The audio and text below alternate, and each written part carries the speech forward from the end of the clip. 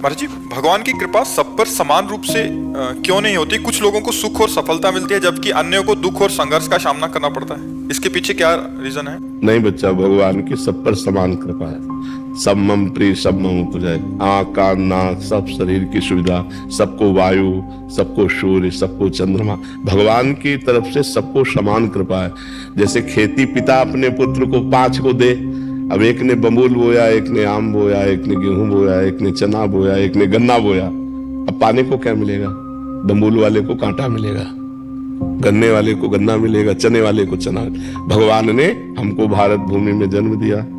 हमारे कर्म कैसे कैसे हो रहे हैं, तो उनका फल कौन भोगेगा? गीता में भगवान कहते अवश्य में भोक्तव्यम कृतम कर्म शुभाशुभम। 100 रुपया पिता ने सबको दिया, अब एक ने शराब में उड़ा दिया, एक ने गंदी बातों में, एक फिल्म देखने में, एक जुए में, और एक ने जाके भगवान का काम किया। तो अलग अलग 100 रुपए सबको बराबर दिए, लेकिन अलग अलग होने के कारण 4 को दुख मिलेगा, एक को सुख मिलेगा।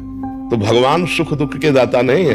निज कृत कर्म भोग सुन भ्राता, को न काहू के सुख दुख कर दाता। अपने कर्म का भोग ही हमको भोगना। बच्चा, हम लोगों से कर्म खराब हो गए, भगवान ने ऐसा नहीं किया। भगवान का कोई प्रिय हो, भगवान का कोई अप्रिय हो, ऐसा नहीं। सब मम प्रिय सब मम उपजाए। सब भगवान के बेटे हैं, सब भगवान से प्रकट है, और सबको भगवान बराबर प्यार करते हैं। सब पर मोरी बराबर दाया, भगवान ने कहा। पर हमारे आचरण बिगड़ गए, हमारे कर्म बिगड़ गए। तो जैसे हम कर्म करते, पाप कर्म का फल दुख और पुण्य कर्म का फल सुख। तो हमारे द्वारा जब पाप कर्म अधिक होते तो हमें दुख भोगना पड़ता है। देखो नहीं, मनमानी मनुष्य शरीर मिला है, मुर्गा खा रहे, बकरा खा रहे, गाय खा रहे, भैंसा खा रहे, राक्षस बने हुए लोग हैं। देखो ना आजकल क्या हो रहा है, गर्लफ्रेंड बॉयफ्रेंड व्यभिचार की प्रवृत्तियों। अब इसका फल तुम सुख चाहोगे? करोगे व्यभिचार, करोगे व्यसन, करोगे हिंसा, खाओगे मांस मछली, इसका परिणाम सुख चाहोगे? नरक भोगोगे, यहाँ भी दुख भोगोगे, वहां भी दुख भोगोगे। संयम से चलो, ब्रह्मचर्य से रहो, शास्त्र स्वाध्याय करो, सत्संग सुनो, नाम जप करो, जीवों पर दया करो, दूसरों का मंगल करो, अभी आनंद आ जाएगा।